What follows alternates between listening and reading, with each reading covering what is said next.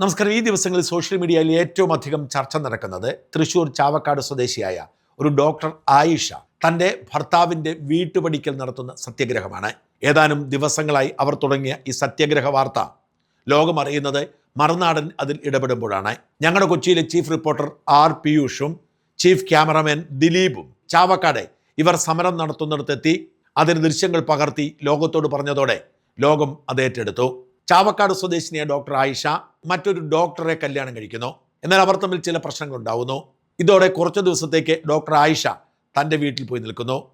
ഇതിനിടയിൽ വിവാഹമോചനം നടത്താതെ ഭർത്താവ് ഡോക്ടർ അലി കോഴിക്കോട് പോയി മറ്റൊരു വിവാഹം നടത്തി ഭാര്യയോടൊപ്പം താമസമുറപ്പിക്കുന്നു.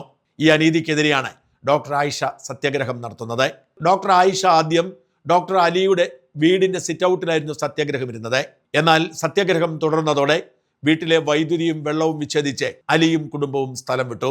ഡോക്ടർ അതോടുകൂടി വലിയ ഫ്ലെക്സ് ബോർഡൊക്കെ അടിച്ച് വീട്ടുമുറ്റത്തേക്കും റോഡിലേക്കും സമരം വ്യാപിപ്പിച്ചു. സോഷ്യൽ മീഡിയയിൽ ഇത് വലിയ ചർച്ചയായി കൊഴുക്കുകയാണ്. ചാവക്കാട് പോലീസ് സ്റ്റേഷനിൽ ഡോക്ടർ ആയിഷ കൊടുത്ത പരാതി ഞാൻ വായിച്ചു കളിപ്പിക്കാം. അതിൽ വിഷയം വ്യക്തമായി പറയുന്നുണ്ട്. സാർ, എടക്കഴിയൂർ ചാവക്കാട് പീടികയിൽ വീട്ടിൽ താമസിക്കുന്ന ഡോക്ടർ അലിയുടെ ഭാര്യ ഡോക്ടർ ആയിഷ CM ആയ ഞാൻ താങ്കളുടെ ദയാപൂർവമായ പരിഗണനയ്ക്കും ആവശ്യമായ നടപടികൾക്കുമായി താഴെ പറയുന്ന കാര്യങ്ങൾ സമർപ്പിക്കുന്നു. അബ്ദുൽ ലത്തീഫിന്റെ മകൾ ഡോക്ടർ അലിയുടെ നിയമപരമായ ഭാര്യയാണ് ഞാൻ. ഞങ്ങൾക്ക് ആലിയ അലി വയസ്സ് 10 എന്നൊരു മകളുണ്ട്. 13/10/2013 ഞങ്ങളുടെ വിവാഹം നടന്നത്.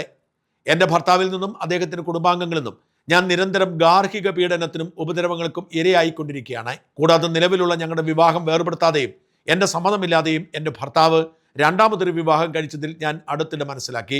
മേൽപ്പറഞ്ഞ സാഹചര്യങ്ങൾ കാരണം 2005 ഗാർഹിക പീഡനത്തിൽ നിന്നുള്ള സ്ത്രീ സംരക്ഷണ നിയമപ്രകാരം ബഹുമാനപ്പെട്ട Chavakkad judicial first class magistrate കോടതിയിൽ MC 45/2026 ഞാൻ നിയമ നടപടികൾ ആരംഭിച്ചിട്ടുണ്ട്.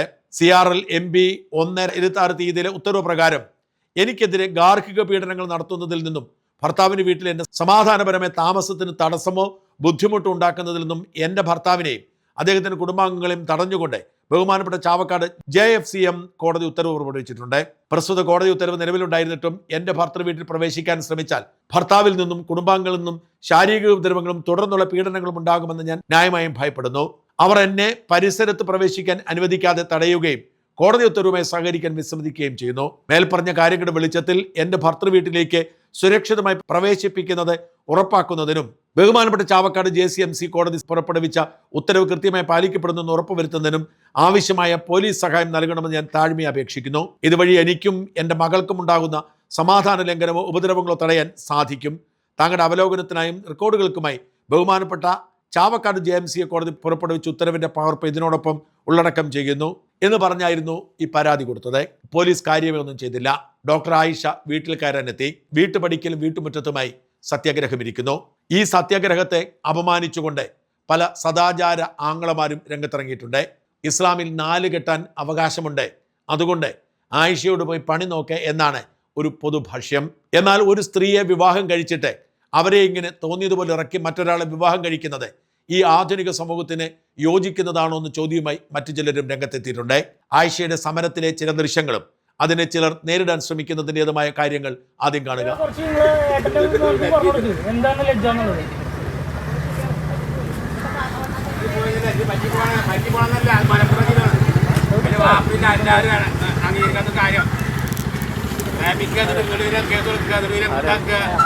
അവരെന്താ ഈ ലത്തിബാജി നിങ്ങളൊക്കെ എന്താ മിണ്ടാതിരിക്കുന്നേ? ആരെയും ഇപ്പൊ നമുക്ക് വേണ്ടി സംസാരിക്കാം. നിങ്ങൾക്ക് പറഞ്ഞതിൽ നിങ്ങൾക്ക് അവർ പറഞ്ഞതിലൊക്കെ സത്യം അല്ല, സത്യം പോട്ടെ, ന്യായം ഉണ്ടെന്ന് തോന്നുന്നുണ്ടോ? അതെ, നിങ്ങളിപ്പോ കേട്ടു. നിങ്ങൾക്ക് ഇപ്പൊ എന്താ തോന്നുന്നത്? എന്റെ ചെറിയ പ്രായത്തിൽ ഞാനൊന്ന് ഒരാളെ ഇഷ്ടപ്പെട്ടതോ? അതാണോ അപ്പൊ നിങ്ങൾ എന്റെ 20 വയസ്സിൽ ഞാൻ ഇഷ്ടപ്പെട്ടൊരു ഇഷ്ടമാണോ നിങ്ങളിപ്പം ഇത്ര കാലത്തിലും എന്നെ അനുഭവിപ്പിക്കുന്നത്? അതുകൊണ്ടാണോ നിങ്ങളൊക്കെ തീരുമാനം എടുക്കാത്തത്? ഇനി അതുകൊണ്ട് തന്നെയാണോ ഇയാൾ വേറെ കല്യാണം കഴിച്ചിട്ട് മിണ്ടാതിരിക്കുന്നത്?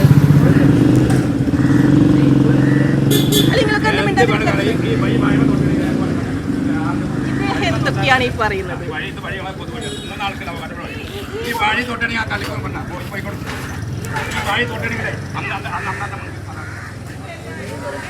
ഇത്രയും ലക്ഷങ്ങൾ ചെലവായി അതായത് ഞാൻ തന്നെ എല്ലാത്തിനും തീരുമാനം കണ്ടിട്ടുള്ളത്. ഇവരൊന്നും ആരുമില്ല. ദേ നിൽക്കുന്ന ഈ പറയുന്ന ആൾക്കാരും ഇല്ല. എങ്ങനെ പിന്നെ പ്രേമം എന്താ പ്രശ്നം? നിങ്ങള് അല്ലെങ്കിൽ അതൊന്ന് ക്ലിയർ ആക്കി പറയും. ഓടിത്തി പിടിക്കുക, മനസ്സിലായില്ല? അല്ല നിങ്ങള് MBBS പഠിച്ചതിൽ എന്താ പ്രശ്നം? ചെയ്ത് നിങ്ങളെ ഏട്ടൻ്റെ മോൻ ചെയ്തെന്തോ? നിലവിൽ ഭാര്യ ഉണ്ടായിട്ട് കല്യാണം കഴിക്കുക. ആയിക്കോട്ടെ, അതൊന്നും പ്രശ്നമില്ല. നിങ്ങൾ തെളിയിക്ക്. എന്താണ് പ്രൂഫ്? നിങ്ങൾ തെളിയിക്ക്. പിടിക്കൂലേ? ഈ വിഷയത്തെക്കുറിച്ച് മറുനാടനോട് ആയിഷ പറയുന്നത് ഇങ്ങനെയാണ്. ഞങ്ങളുടെ കല്യാണം കഴിഞ്ഞിട്ട് ഇപ്പോൾ 13 വർഷം കഴിയുന്നു. തുടക്കം മുതലേ ഈ പറഞ്ഞ സ്വത്ത് കുറവ്, സ്വർണം കുറവ്, അങ്ങനെ പറഞ്ഞിട്ടും ശാരീരികമായും മാനസികമായിട്ടും ഒരു കുട്ടിയുള്ള എനിക്കൊരു മകളുണ്ട്. ആ മകളുള്ളപ്പോൾ തന്നെ ഒരുപാട് ഞാൻ പീഡനങ്ങൾ അനുഭവിച്ചിട്ടുണ്ട്. എന്നെ ഫിസിക്കലേക്ക് ഒരുപാട് ബുദ്ധിമുട്ടിച്ചിട്ടുള്ള, അബ്യൂസ് ചെയ്തിട്ടുള്ള ഒരു വ്യക്തിയാണ്. ഞാനൊരു ഫോട്ടോ ഷെയർ ചെയ്യുന്നുണ്ട്. ഈ പറഞ്ഞ പല സാഹചര്യങ്ങളിലൂടെ കടന്ന് കൊറോണ കാലത്ത് എന്നെ അവിടെ വീട്ടിൽ മംഗലാപുരം ഞങ്ങളവിടെ വർക്ക് ചെയ്യുന്ന സമയത്ത് അവിടെ വീട്ടിൽ എന്നെ പൂട്ടിയിടുകയും അത് പ്രകാരം മംഗലാപുരം പോലീസിൻ്റെ സഹായത്തോടൊക്കെ കൂടെയാണ് ഞാനിവിടെ നാട്ടിലോട്ട് തിരിച്ചു വന്നിട്ടുണ്ടായിരുന്നത്. അതുപോലെ ടോർച്ചറിങ് അത്രപോലെ ടോർച്ചറിങ് ആയിരുന്നു. അവർ രാത്രി വന്നിട്ട് നമ്മളെ സഹായിക്കുകയും ഇതുപോലെ രാവിലെ ഇവിടെ നിന്നും ആ കൊറോണയിൽ ലോക്ക്ഡൗണിൻ്റെ കാലത്തിൽ ബോർഡർ വന്നിട്ട് അത്രയും ബുദ്ധിമുട്ടിയിട്ടൊക്കെയാണ് ഞാൻ തിരിച്ചു വന്നിട്ടുണ്ടായിരുന്നത്. എന്ത് പറഞ്ഞിട്ടാണ് ഈ ഉപദ്രവിക്കുന്നത്? ഫാമിലിയിലുള്ള പ്രശ്നങ്ങൾ, അവരുടെ ഉപ്പാക്ക് എൻ്റെ മേലെ താല്പര്യമില്ലായ്ക, അതേപോലെ സ്വർണം, സ്വത്ത് കുറവ്, ഭംഗി കുറവ്, ഇങ്ങനെയൊക്കെ പറഞ്ഞിട്ട് കുറേ അനുഭവിച്ചിട്ടുണ്ട്. സ്വർണ്ണം കുറവെന്ന് പറഞ്ഞ് എത്ര പവൻ തന്നിട്ടാണ് കെട്ടിച്ചു വിട്ടത്? സാർ 100 പവൻ സ്വർണ്ണം തന്നിട്ടാണ് എന്നെ കല്യാണം കഴിച്ചിട്ടുണ്ടായിരുന്നത്. 2013? അതെ, 2013 നിക്കാഹ്, 2015 റിസപ്ഷൻ. അന്ന് പ്രോപ്പർ ഫംഗ്ഷനായിട്ട് ഒരു 100 പവൻ സ്വർണ്ണം, അതേപോലെ പല തവണകളായിട്ട് കുറച്ച് കാശും ഒക്കെ അദ്ദേഹം കൈപ്പറ്റിയിട്ടുണ്ട് നമ്മളെടുത്ത് നിന്ന്. ഇപ്പോൾ അതൊന്നും തിരികെ തരാതെ മകളുടെ കാര്യത്തിൽ ഒരു കാര്യവും ചെയ്യാണ്ട് നാളിതുവരെ 1 രൂപ പോലും മെയിൻ്റനൻസ് തന്നിട്ടില്ല. മോളെ ഞാൻ സ്വന്തമാണ് വളർത്തുന്നത്. അപ്പോൾ ഇതൊക്കെ തരാതെയാണ് ഇദ്ദേഹം ഈ ബന്ധം നിലനിൽക്കെ വേറെ കല്യാണം കഴിച്ചിട്ടിപ്പം ജീവിതവുമായിട്ട് മുന്നോട്ട് പോയിട്ടുള്ളത്. ഞാൻ മനസ്സിലാക്കിയത് അവിടെ ആനക്കുഴിക്കര മാണിയമ്പലം എന്ന് പറഞ്ഞിട്ട് പൂവാറ്റുപുറമ്പാന്നാണ് ആ സ്ഥലത്തിൻ്റെ പേര്. അവിടെയുള്ള ഒരു മഹലാണ് അവരുടെ കല്യാണം നടത്തി കൊടുത്തിരിക്കുന്നത്. ഈ കല്യാണം നടത്തുമ്പോൾ ഈ മഹല്ല് കമ്മിറ്റി, അതായത് നിങ്ങളുടെ മഹല്ല്, അതായത് ഈ പറഞ്ഞ നിങ്ങളുടെ ഭർത്താവിൻ്റെ മഹല്ലിൽ നിന്നൊരു ലെറ്റർ ഇല്ലാതെ മറ്റൊരു മഹല്ലിൽ പോയിട്ട് കല്യാണം കഴിക്കാൻ പറ്റുമോ? സാർ, എനിക്ക് അതിനൊരു സാക്ഷ്യപത്രം കിട്ടിയിട്ടുണ്ട്. ഇവർ എൻ്റെ മഹല് അതിന് സമ്മതം കൊടുത്തിട്ടില്ല എന്ന് പറഞ്ഞിട്ടുള്ളതിൻ്റെ ഒരു ലെറ്റർ എനിക്ക് എവിഡൻസ്, എനിക്ക് പ്രൂഫായി തന്നിട്ടുണ്ട്. അവിടെ ചെന്നപ്പോൾ എനിക്കറിയാൻ കഴിഞ്ഞത് അതവിടുത്തെ ഒരു പ്രസിഡൻറ്റ്, അദ്ദേഹത്തിൻ്റെ പേര് ജാഫർ എന്നാണ്.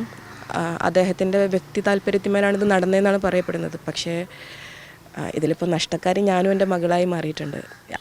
നമ്മൾ രണ്ടുപേരും ഒരു ബന്ധത്തിൽ നിൽക്കെ അദ്ദേഹത്തിന് സുഖമായിട്ട് ജീവിതം മുന്നോട്ട് പോകാൻ പറ്റി. ഞാനും എൻ്റെ മകളും ഇതിനകത്ത് വിക്ടിംസായിട്ട് അനുഭവിച്ചുകൊണ്ടിരിക്കുകയാണ്. ഇപ്പോൾ നോക്കൂ, 10 ദിവസമായിട്ട് ഞാനിതിൻ്റെ വീടിൻ്റെ ഫ്രണ്ടിലായിട്ട് സമരത്തിലുമാണ്. ആരുമില്ല നമ്മളെ കേൾക്കാൻ. ഈ മഹലിൽ പോയാൽ പറയും അവർക്കൊന്നും ചെയ്യാനില്ല എന്ന് പറയും. ആ മഹലിൽ പോയാൽ പറയും നമുക്ക് കല്യാണത്തിൻ്റെ മുന്നേ, അതായത് അവർ രഹസ്യ സ്വഭാവത്തിൽ നടത്തിയ ഈ കല്യാണത്തിൻ്റെ മുന്നേ ഞാൻ ചെന്നിട്ട് പരാതി കൊടുക്കണമായിരുന്നു എന്നുള്ളത്. അപ്പോൾ വളരെ വിഷമം തോന്നുന്നൊരു സിറ്റുവേഷനാണ്. അതായത് ജനിച്ചു വളർന്ന നാടും നമ്മുടെ കൂടെ നിൽക്കുന്നില്ല. ഇപ്പോൾ അദ്ദേഹത്തിനാണെന്നുണ്ടെങ്കിൽ വേറൊരു തരത്തിൽ വേറൊരു ജീവിതം ഉണ്ടാക്കി കൊടുത്തിട്ട് ഇപ്പോൾ ഞാനും എൻ്റെ മകളും വഴിയാധാരമായിരിക്കുകയാണ്. എന്നാൽ ആയിഷയെ എതിർത്തുകൊണ്ട് ആയിഷ നല്ല മുസ്ലിം സ്ത്രീ അല്ല എന്ന് പറഞ്ഞ് മറ്റൊരു വിവാഹം കഴിച്ച അലിയെ സേവിക്കാൻ കുറച്ചുപേർ രംഗത്തെത്തിയിട്ടുണ്ട്. നിയമപരമായിട്ട് ഒരു കല്യാണം കഴിച്ചില്ലേ? നിയമപരമായിട്ട് കല്യാണം കഴിച്ചിട്ടുണ്ടെങ്കിൽ ജീവിക്കുകയും ചെയ്തല്ലോ, ജീവിച്ചിട്ടുണ്ട്. വയസ്സുള്ളൊരു മോളില്ലേ? ഉണ്ടാവും, അതാവാൻ സമ്മതിക്കേണ്ട കാര്യമാണ്. ഇങ്ങനെ വീണ്ടും ഒരു കല്യാണം കഴിക്കാൻ പാടുണ്ടോ? ഒരു കല്യാണം കഴിച്ച 5 വർഷം ഒന്ന് കാത്തിരുന്നാൽ പോരെ? അവനൊരു മനുഷ്യനല്ലേ, വിചാരമുള്ള മനുഷ്യനല്ലേ. അവനക്കൊരു തോന്നിയാസം ചെയ്യാൻ പറ്റുമോ? ഒരു നല്ല ഹലാലായി എല്ലാവരും ജീവിക്കാൻ അവനക്ക് പറ്റുമോ? അപ്പോൾ അതിൻ്റെ പേര് അവർക്ക് സൈകെട്ട പാവം ചെയ്തിട്ടുണ്ടാവും. നിയമപരമായിട്ട് അങ്ങ് ഡിവോഴ്സ് ചെയ്താൽ പോരെ? ഡിവോഴ്സ് ചെയ്യുക എന്തിനാ? ഒരു പുരുഷന് ഒന്നിലധികം ഭാര്യമാരോട് ജീവിക്കാൻ അവകാശമുണ്ട്. നമ്മുടെ ഈ ഇന്ത്യയുടെ നിയമത്തിൽ അത് നടക്കും? ഇവിടെ ഇന്ത്യയുടെ നിയമം ശരിയാണ്, അത് ഇവിടെ ശരിയാത്ത നിയമപ്രകാരമാണ് നടക്കുന്നത്. ശരിയാത്ത നിയമത്തിൽ അങ്ങനെ വകുപ്പുണ്ട്. 4 കല്യാണം വരെ കഴിക്കാം. എത്ര കല്യാണം കഴിച്ചു? ഞാൻ 2 കല്യാണം കഴിച്ചു. ഈ 2 വീഡിയോകളുടെയും ലിങ്കുകൾ ഞങ്ങൾ കമന്റ് ബോക്സിൽ പിൻ ചെയ്ത് കൊടുത്തിട്ടുണ്ട്. ഈ വീഡിയോകൾ മറക്കാതെ കണ്ടാൽ ഇതിന്റെ വിശദാംശങ്ങളും ഇവരുടെ ഭാഷ്യങ്ങളും നിങ്ങൾക്ക് അറിയാൻ കഴിയും. മറുനാടൻ്റെ ഇടപെടലിനെ തുടർന്ന് സോഷ്യൽ മീഡിയയിൽ ഇത് വലിയ ചർച്ചയാവുകയും നിരവധി പേർ പ്രതികരിക്കുകയും ചെയ്തു. ഇർഷാദ് ലാവണ്ടർ ഇങ്ങനെ എഴുതി: ഇസ്ലാം മതത്തെ നാണം കെടുത്തുന്നത് ആരാണ്? സത്യം പറഞ്ഞാൽ അത് മുസ്ലിങ്ങൾ തന്നെയാണ്. മുസ്ലിമിന്റെ ജീവിതം കണ്ടാണ് മറ്റുള്ളവർ ഇസ്ലാമിനെ മനസ്സിലാക്കേണ്ടത് എന്നാണ് പഠിച്ചിട്ടുള്ളത്. നീതിയോടെ പ്രവർത്തിക്കുന്ന, നന്മ മാത്രം ചെയ്യുന്ന, കള്ളമോ വഞ്ചനയോ ലഹരിയോ പാടില്ലാത്ത ഒരു ഇസ്ലാമിനെയാണ് നാം മദ്രസയിൽ പഠിച്ചിട്ടുള്ളത്.